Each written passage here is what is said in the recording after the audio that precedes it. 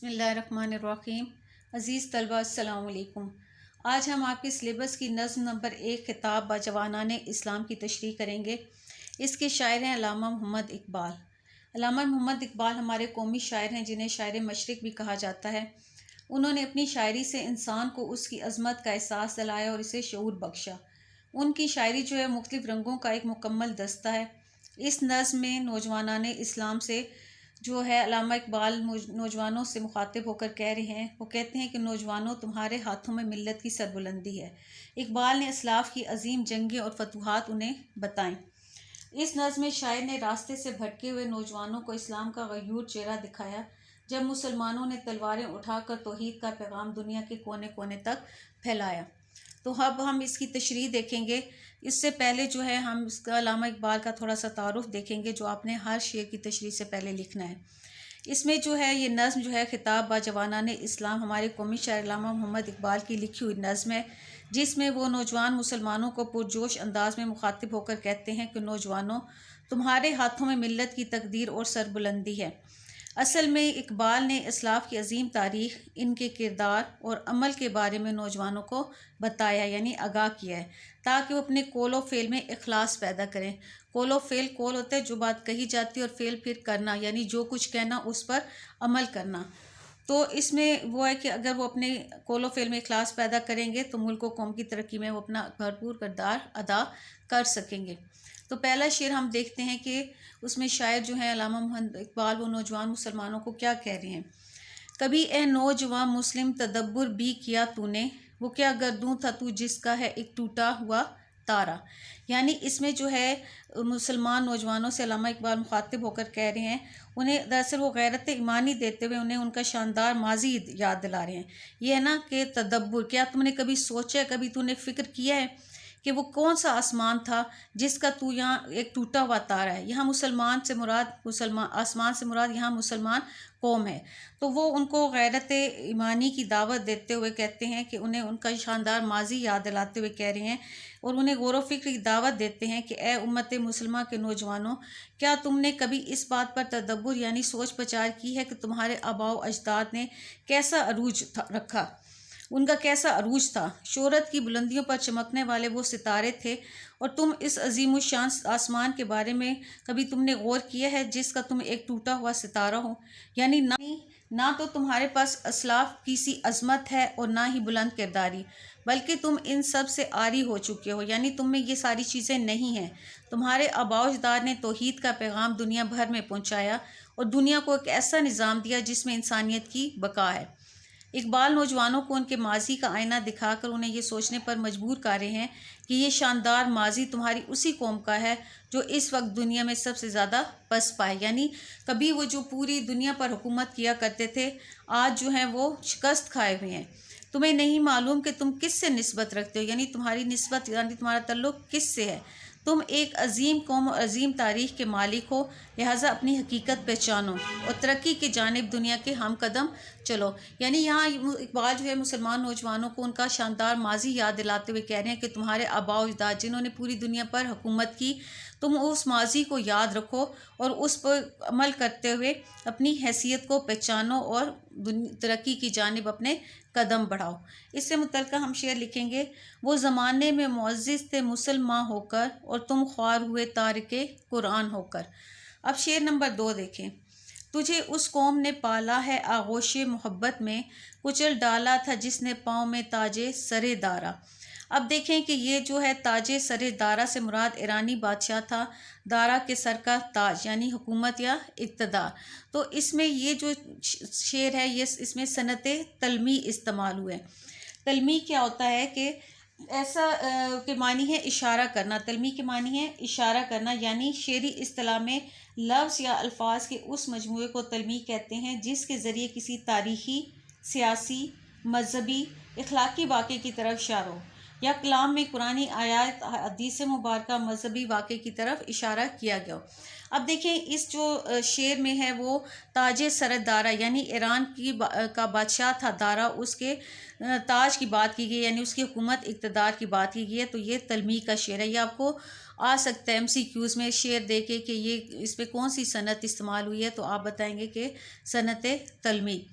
اب اس میں دیکھیں کہ شاعر کیا کہہ رہے ہیں کہ وہ قوم کے نوجوانوں سے مخاطب ہیں اور انہیں ان کا ماضی یاد دلانے کی بھرپور کوشش کر رہے ہیں کہ اے نوجوان، تمہاری پرورش ان اسلاف کی گود میں، اسلاف یعنی جو ہمارے بزرگ تھے، جو ہمارے آباء و اجداد تھے، جنہوں نے اپنے دور کی سب سے بڑی سیاسی قوت سلطنت ایران اور اس کی تہذیب کو اپنے پاؤں تلے رون ڈالا تھا نہیں، کچل ڈالا تھا۔ تہذیب یعنی ان کی جو ثقافت تھی۔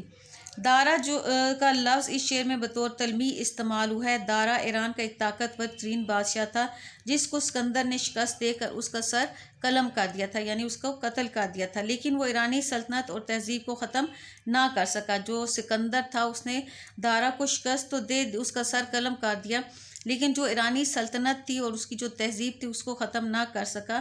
اس ایرانی سلطنت اور تہذیب کا خاتمہ جو تھا مسلمانوں کے ہاتھوں ہوا، جو دارا کے بعد سے چلی آ رہی تھی۔ یہاں اقبال کا اشارہ حضرت سعد بن ابی وقاص سے ہے، جنہوں نے سلطنت ایران کا خاتمہ کیا تھا۔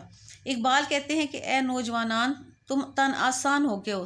تن آسان کیا ہوتا ہے؟ آرام طلب، اور دنیا کی لالچ میں بزدل بن کر بیٹھ گئے ہو، ورنہ تم تو ایسی قوم سے تعلق رکھتے ہو جن کی نظر میں طاقتور ترین بادشاہوں کی بھی کوئی اہمیت نہیں تھی۔ یعنی یہاں مسلمانوں کو، نوجوان مسلمانوں کو ان کا شاندار ماضی یاد دلاتے ہوئے کہہ رہے ہیں۔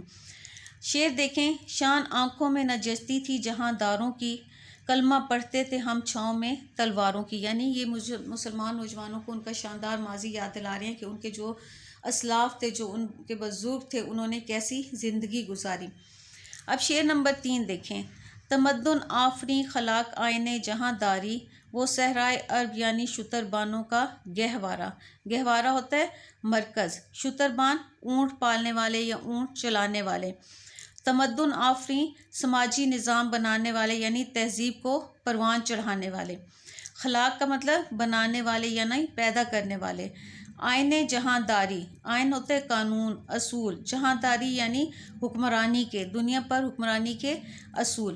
اب اس میں دیکھیں، اس کی تشریح میں کہ اقبال نوجوانان امت سے مخاطب ہیں اور فرماتے ہیں کہ دنیا جو جوہر لا قانونیت کی وجہ سے اندھیر نگری بن چکی تھی، یعنی دنیا میں جہالت تھی، لا قانونیت تھی، یعنی یہاں کوئی قانون نہیں تھا، ہر اندھیر نگری تھی، یعنی جس کی لاٹھی اس کی بھینس کا اصول تھا کہ جو طاقتور تھا اسی کی حکمرانی تھی، جہاں معمولی باتوں پر جنگیں شروع ہو جاتی۔ اسی دنیا میں تمہارے اسلاف وہ لوگ ہیں، یعنی تمہارے بزرگ وہ لوگ ہیں جنہوں نے ایک اسلام کے اصول پر چلتے ہوئے ایک انقلاب برپا کر کے رکھ دیا، یعنی وہ تبدیلی لے کر آئے، دنیا میں ایک نئے تہذیب و تمدن اور سماجی نظام کی بنیاد رکھی، سماجی یعنی معاشرتی، اور دنیا میں علوم و فنون کو عام کیا، دنیا کو ایک نئی طرز حکومت اور قوانین سے روشناس کرایا۔ لیکن یہ سب کچھ کرنے والے لوگ کون تھے؟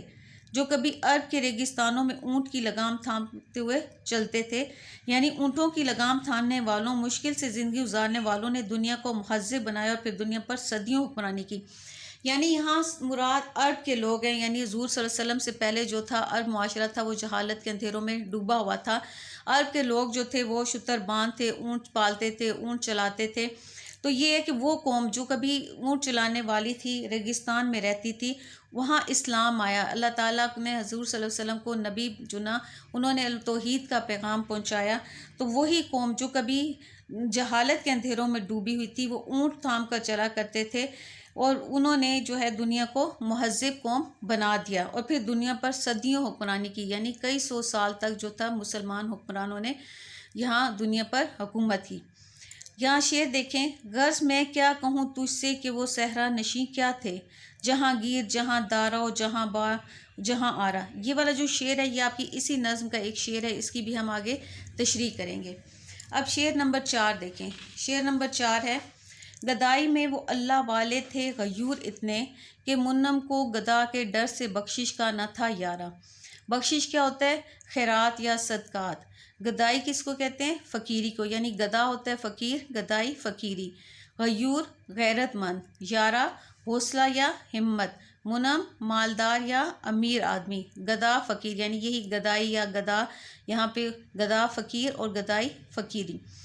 اب اس میں جو ہے اقبال کہہ رہے ہیں کہ اے مسلم نوجوان، تمہارے اسلاف فقیری اور بے سر و سامانی کی کیفیت میں بھی اتنے خوددار تھے، یعنی غیرت مند تھے۔ فقیری یعنی مفلسی میں، محتاجی میں، غریبی میں، اور بے سر و سامانی یعنی ان کے پاس کوئی سامان، مال و دولت نہیں تھا، میں بھی وہ اتنے غیرت مند تھے کہ غیرت ایمانی سے مالا مال تھے کہ مالدار اور امیر لوگوں کی اس بات کی جرات نہیں ہوتی تھی کہ وہ ان کو انعام و اکرام سے نوازیں یا کوئی مدد کر سکیں، اور اگر کسی نے ایسا کرنے کی جرات کی تو وہ اللہ والے جو تھے ان سے ناراضگی کا اظہار کرتے تھے، یعنی وہ اتنے غیرت مند تھے کہ وہ فقیری میں، مفلسی میں، غریبی میں بھی کسی کو اتنی جرات نہیں ہوتی تھی کہ ان کی مدد کر سکے، کہ وہ اللہ والے تھے، وہ ان سے ناراضگی کا اظہار کرتے تھے۔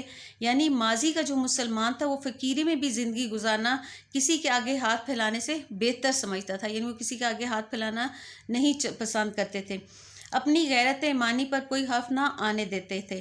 تو تم بھی اپنے اندر اپنے آباء و اجداد والی غیرت پیدا کرو، یعنی اقبال جو ہے یہاں مسلمانوں کو ان کی جو ہے بزرگوں کا بتا رہے ہیں کہ وہ غیرت ایمانی سے کی دولت سے مالا مال تھے، تو تم بھی اپنے اندر وہ والی غیرت پیدا کرو اور ان جیسے اوصاف اپناؤ، یعنی جو ان میں خوبیاں تھیں تم اپنے اندر وہ والی خوبیاں پیدا کرو۔ غیرت ہے بڑی چیز جہان تگ و دو میں، پہناتی ہے درویش کو تاج سر دارا۔ یہ ہم نے 4 اشعار کی تشریح کی ہے اس ویڈیو میں۔ انشاءاللہ اگلی ویڈیو میں ہم اگلے جو اشعار ہیں ان کی تشریح کریں گے۔